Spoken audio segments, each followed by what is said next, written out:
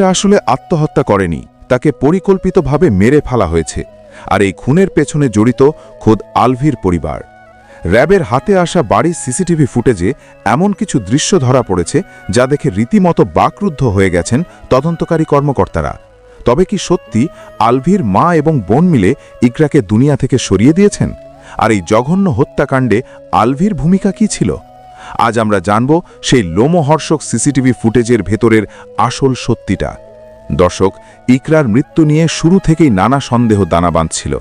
তার পরিবার এবং কাছের মানুষজন বারবার দাবি করে আসছিলেন যে ইকরা কখনোই আত্মহত্যা করার মতো মেয়ে নয়। আর সেই সন্দেহই যেন এবার সত্যি হতে চলেছে। জানা গেছে, ঘটনার তদন্তে নেমে র্যাব কর্মকর্তারা আলভিদের বাড়ির সিসিটিভি ফুটেজ চেক করেন। আর সেই ফুটেজেই এমন কিছু চাঞ্চল্যকর দৃশ্য ধরা পড়ে যা পুরো ঘটনার মোড় ঘুরিয়ে দিয়েছে। সূত্র মারফত জানা যায়, সিসিটিভি ফুটেজে ঘটনার দিন আলভির মা এবং বোনকে অত্যন্ত সন্দেহজনক অবস্থায় দেখা গেছে। ইকরার ঘরে তাদের আসা যাওয়া এবং এর ঠিক পরপরই ইকরার মৃত্যুর ঘটনা, সবকিছু মিলিয়ে এক ভয়ঙ্কর ষড়যন্ত্রের ইঙ্গিত দিচ্ছে। অনেকেই এখন প্রশ্ন তুলছেন, ইকরাকে কি তবে গলা টিপে বা অন্য কোনোভাবে শ্বাসরোধ করে হত্যা করা হয়েছে এবং পরে সেটাকে আত্মহত্যা বলে চালিয়ে দেওয়ার চেষ্টা করা হয়েছে? সবচেয়ে বড় প্রশ্ন হলো, এই পুরো পরিকল্পনায় আলভি কি জড়িত ছিলেন? তিথির সাথে আলভির সম্পর্ক নিয়ে ইকরার সাথে যে অশান্তি চলছিল, তার জের ধরেই কি আলভি তার পরিবারকে দিয়ে এই জঘন্য কাজ করিয়েছেন? ফুটেজ হাতে আসার পর থেকেই আলভি এবং তার পরিবারের সদস্যরা পলাতক রয়েছেন, যা সাধারণ মানুষের মনে সন্দেহ আরও প্রবল করে তুলছে। তবে শুধু সিসিটিভি ফুটেজই নয়, এই ঘটনার প্রত্যক্ষদর্শী হিসাবে আশেপাশের মানুষজনও অনেক কিছু জানেন।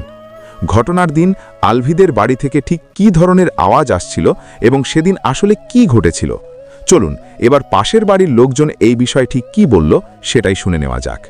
ভিডিও যেটাকে নিয়ে আলভি স্ট্যাটাস দেওয়ার পরপরই একটা ভিডিও চলে আসলো, মানে সেই স্ট্যাটাসটা দেওয়ার পরে যখন সবাই অনেক নেগেটিভ কথা বললো, সে প্রমাণস্বরূপ এটা দিল। আর এই ভিডিওটা হচ্ছে 2023 সালের একটা ভিডিও, এবং এই ভিডিওতে আলভির আপন ছোটো ভাই নেহাল, আমি নেহালকে কখনোই ছোট করব না, নেহালকে নিয়ে আমি চাই না কেউ কোনো রকম বাজে কথা বলুক।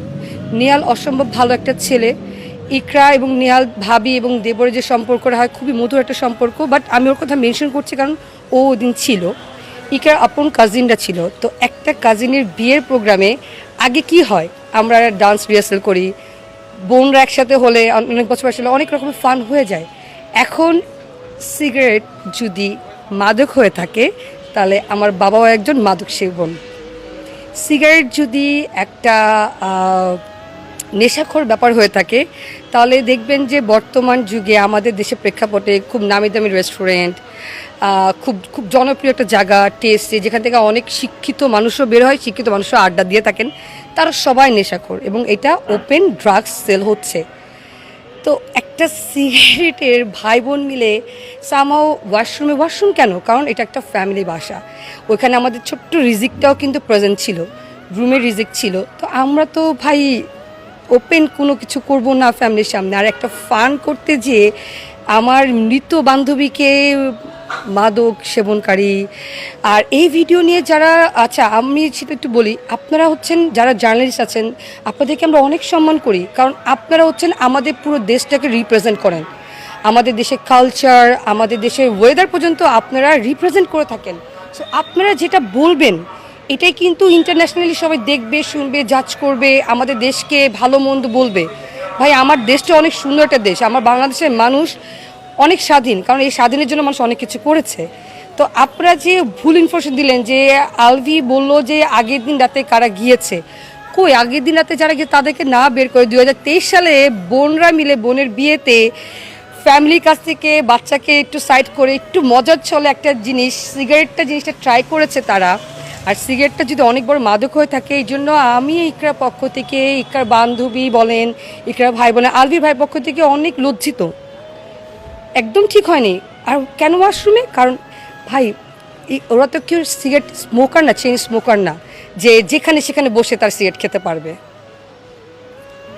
আর এখন যারা ইন্টারভিউ নিচ্ছেন, আপনাদেরকে বলি, ভিডিওটা ভাইরাল করার আগে যেই সাংবাদিক বা যে পত্রিকা বা যে অনলাইন পোর্টালে দিয়েছেন, আপনারা এত সেন্সিটিভ, আপনারা এত বেশি কি বলবো, জ্ঞানী মানুষ, আপনারা কেন আগে জাজ না করেই এটা ভাইরাল করে দিলেন? ভাইরালকে কি প্রমাণ করলেন? একটা মরা মানুষকে জামাই ছোট করতেছে, এটার জন্য কিন্তু অনেকের ফ্যামিলিতে এখন প্রবলেম হচ্ছে। আমাদের মেইন টপিকটাই ভুলে যাচ্ছেন আপনারা। আমাদের মেইন টপিক কি, যে এই পরক্রিয়াটা অফ করা উচিত।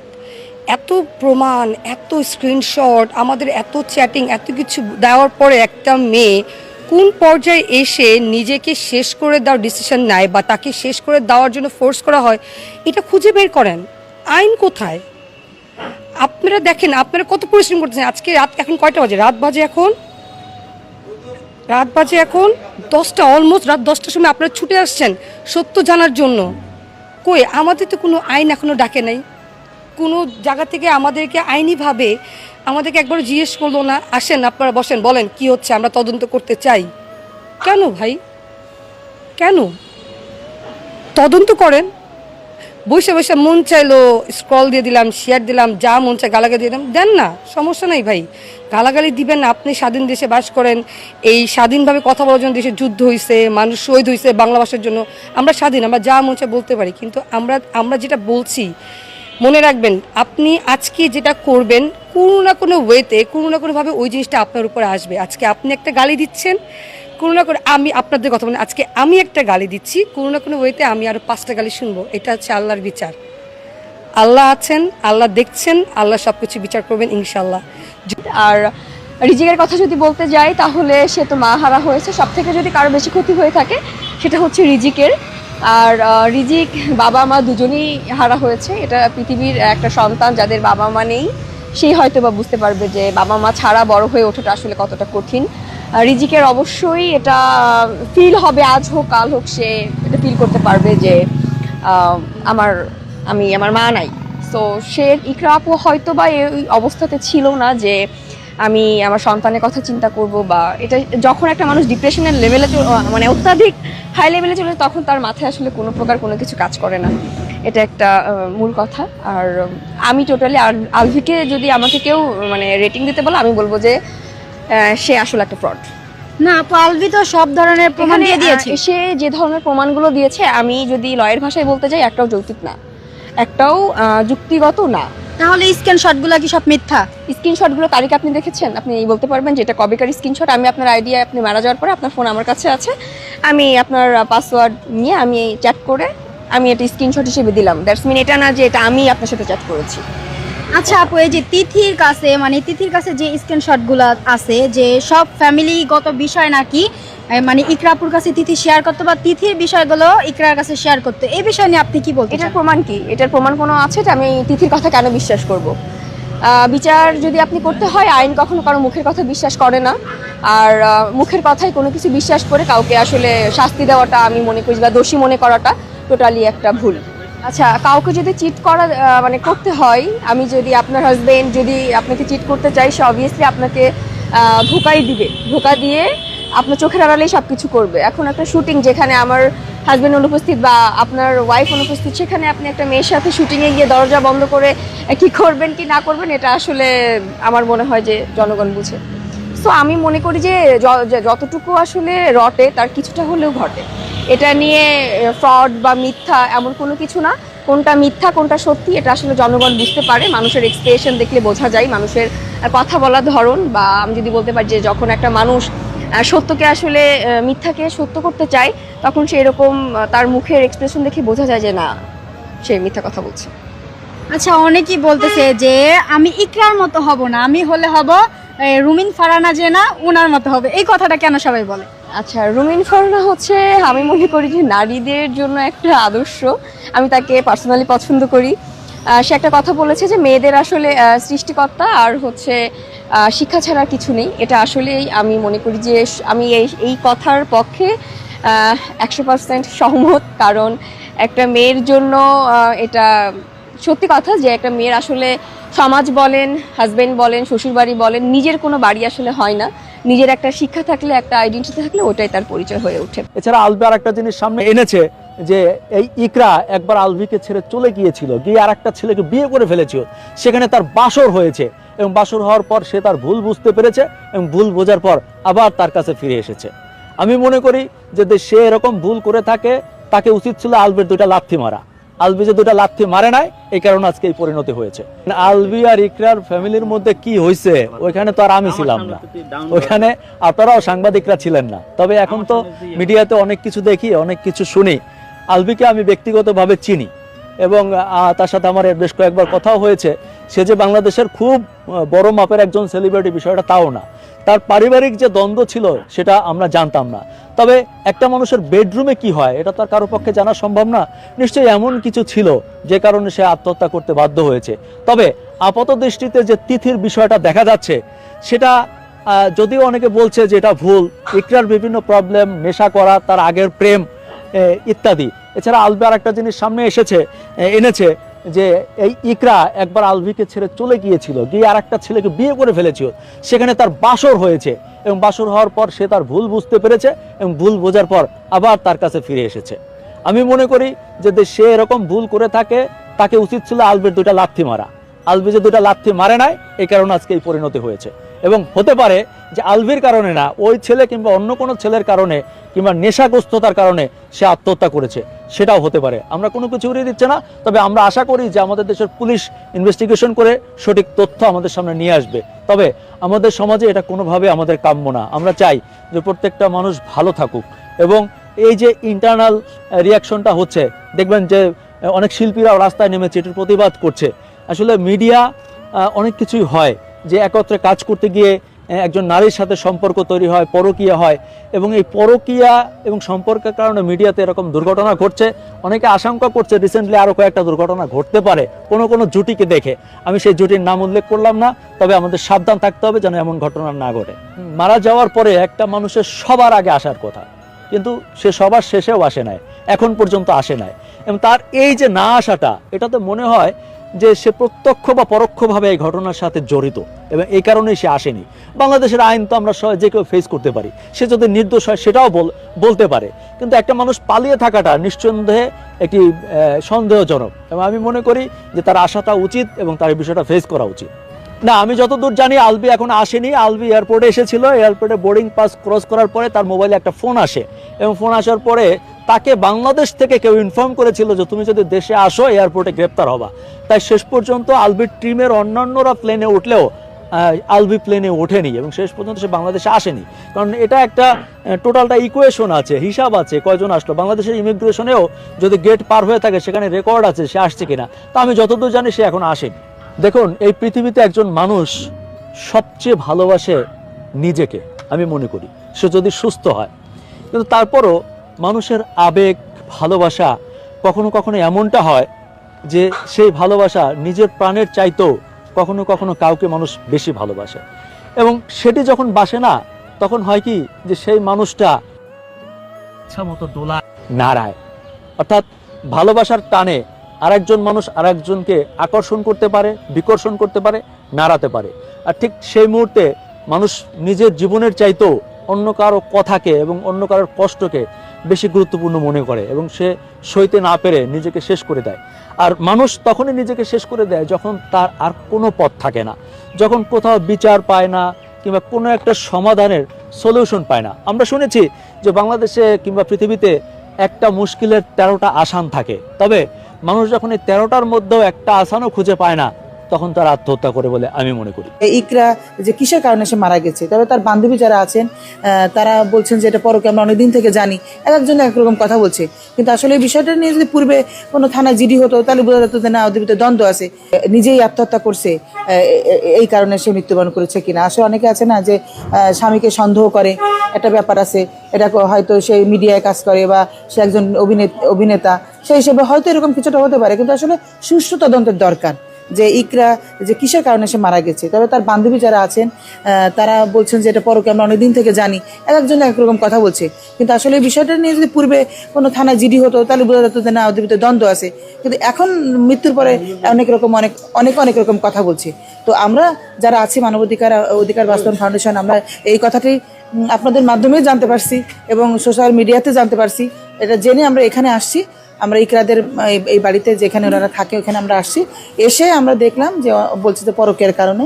তো পরকীয়ার কারণে যদি এটা হয়ে থাকে তাহলে সুষ্ঠু তদন্ত অবশ্যই করবে, এবং পাশাপাশি আমরা অধিকার বাস্তবায়ন ফাউন্ডেশন আমরা মানবিক, কারণ সে আসলে এই বয়সে তো মৃত্যুবরণ করছে, আসলে শুধু দুঃখজনক একটা ব্যাপার, দুঃখজনক একটা শিশু সন্তান আছে, তারপরে হচ্ছে তার মৃত্যুর পর তার কোনো জানা যায়, ইকরার মৃত্যুর পরে জানা যায় ওনারা মানে কেউ অংশগ্রহণ করেনি, এটা একটা অমানবিক একটা ব্যাপার।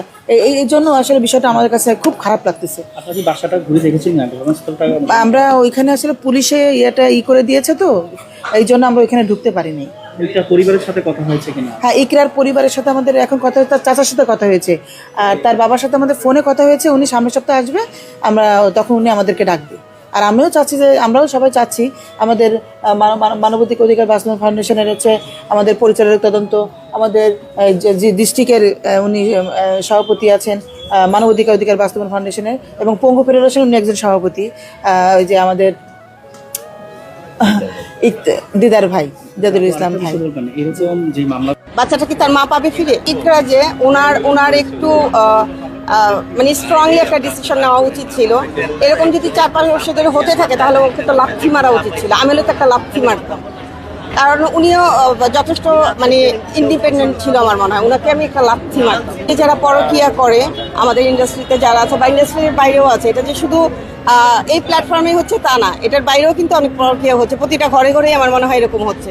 তো আমি চাচ্ছি এটা যাতে সুস্থ তদন্ত হয়, সঠিক তদন্ত হয়ে আলবি তো অবশ্যই আসামি। ইভেন ওই মেয়েটা কি যেন ওর নাম, আমি ভুলে যাই নামটা, তিথি, ওরও যাতে এটার বিচার হয়, এটাই আমাদের এখানে চাওয়া। খুব হাস্যকর, এটা খুব একটা হাস্যকর। সে আসবে কিভাবে? সে নিজেই তো খুব ইনডাইরেক্টলি সে নিজেই, তো সে তো আসতে পারে না, সে আসবে কিভাবে? আপনি কি মনে করেন ওখান থেকে আসতে চাইলে সে আসতে পারতো না?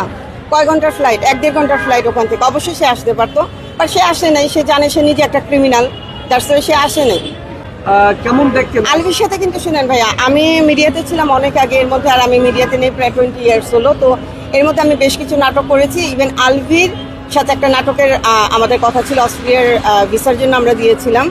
তো ওখান থেকে আমি তখন কিন্তু এই মেয়েটাকে চিনি না, ওইখানেও কিন্তু উনি এই মেয়েটাকে নিয়েছে। মানে আমরা যে অস্ট্রেলিয়ার ভিসার জন্য জমা দিয়েছি, আমি পরে জানতে পারলাম, আমার হাজবেন্ড বললো যে এই মেয়েটা কিন্তু ওইখানেও আসছে, তিথি না কি যেন নাম ওর, ওই মেয়েটা ওইখানেও আসছে। দ্যাটস মিন কি বোঝায়, মানে আউটডোরে গেলে মেয়েটাকে নিয়ে যেতে হবে। এই নাটক একটু কম দেখি, মানে ওই যে করার সময় মোবাইল করার সময় হয়তো অনেক সময় আসে সামনে একটু দেখি, কিন্তু ওই যে নাটকই দেখবো ওরকম আমি দেখি না। বাচ্চাটা এখন কার কাছে থাকলে সুবিধামূলক হবে? বাচ্চাটা তার নানা নানুর কাছে থাকলে সুবিধা হবে, কারণ ও নিজেই তো একটা জানোয়ার বাচ্চা। ওর মা বাবাকে ভালো শিক্ষা দিতে পারে না, ও নিজেই তো নিজের লাইফ স্টাইলই ঠিক না, বাচ্চা কি লাইফ স্টাইল দিতে বলেন আমাকে?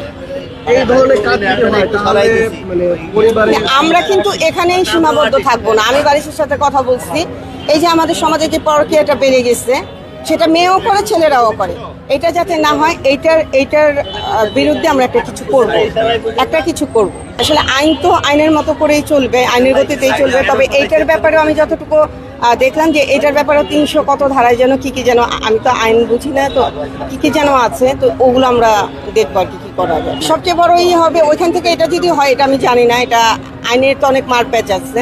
তারপর আমার মনে হয় মিডিয়া থেকে তাকে বয়কট করা উচিত, তাকেও করা উচিত, ওই মেয়েটাকেও করা উচিত। বাচ্চাটাকে এতিম করে রেখে দিচ্ছে, ওই লোকও ফুর্তিবাজি করবে, তার কি বলে গার্লফ্রেন্ড বাপি যেটা বললেন 1 বছর পরে যদি বের হয় দেখা যাবে তারা বিয়ে শাদী করছে, এটা করছে ওইটা করছে, কিন্তু বাচ্চাটা কি হবে? বাচ্চাটা কি তার মা পাবে ফিরে? পাবে না তো মা। তো আমার মনে হয় এটার ক্ষেত্রে আমাদের আরো অনেক বেশি, মানে সরকারের, আমি বলবো আমাদের আইন, আমাদের সরকার যারা আছে একটু কঠোর হওয়া উচিত। আমার নাম হচ্ছে শাহনাজ মাজিদ সন্ধ্যা। কথা বলেন। আপনারা 4টা বউরে সমানভাবে রাখতে হবে, 4টা বউরে আপনারা সমানভাবে রাখতে হবে। একটা ছেলে যদি পরকীয়া করে, পরকীয়া যদি করে, আপনি থানা আছে, কোর্ট আছে, আইন আছে, আপনি সেটা না করলে আপনি ফাঁসিতে ঝুললেন। কেন ঝুললেন? আপনার ভিতরে নিশ্চয়ই সমস্যা গেল। সে তো জিডি করতে পারতো, থানা পুলিশ করতে পারতো, আসলো না কেন? হ্যাঁ, কে আসলো না? আরে মাটি দেওয়া তো পরের সাবজেক্ট। 15-16 বছরের একটা সম্পর্ক, মাটি কি করছে আমি এটা দেখবো না। 15-16 বছরের একটা সম্পর্ক, হ্যাঁ 15-16টা বছর একটা মানুষের সাথে 2 দিন কাটাইলে একটা হ্যাঁ। মানুষের মায়ায় মানুষ পড়ে যায়। তাইলে সেখানে 15-16টা বছর একটা আপনি বলেন একটা মেয়ে মানুষের যে সাথে মেয়েরা সংসার করলো, এত একটা ইয়ে কেন? বাচ্চা জন্ম নিল সেই হ্যাঁ। ঘরে, তাহলে আলবির কি ওখানে কোনো মায়া নাই? ওর কি চোখ মায়া? থেকে এক ফোঁটা পানি পড়তে কেউ দেখছিলেন আপনারা? এতদিন ফাঁসি দিলেন না, আর আলবির মনে করেন যে শুটিং এর কাজে বাইরে গেল, পয়েন্টে আসছেন না এবার? আর সেই দিন কেন সে মাল খেয়ে মনে করেন যে আত্মহত্যার ইয়াতে? এবার আপনারা পয়েন্টে আসছেন, হ্যাঁ, কেন বলেন। সে রেডি হইলো, সে হ্যাঁ। কোথায় যাচ্ছিল, কোথায় যাচ্ছিল? কেউ জানে না। কেউ জানে কেন না। সে ওই 20 সেকেন্ড ভিডিও কলে কি হইলো, কেউ জানে না। কেউ কেন জানে তাই না। সেই ভিডিও কল কাটার পরে পরে ও সুইসাইড করলো? উনি তো বলছে যে ফুটেজগুলো চেক করেন, ওই দিন সে কি করছিল রুমের ভিতরে, সেই ফুটেজগুলো দেখেন, সিসি ফুটেজ। আগে কারো বিষয় জানেন, পুরুষ হোক আর মহিলা হোক, কারো বিরুদ্ধে কোনো কিছু নেগেটিভ কিছু দেওয়ার আগে তার বিষয় আপনি আপনাকে সাফাই গাচ্ছেন। আপনি খালি একটা আমি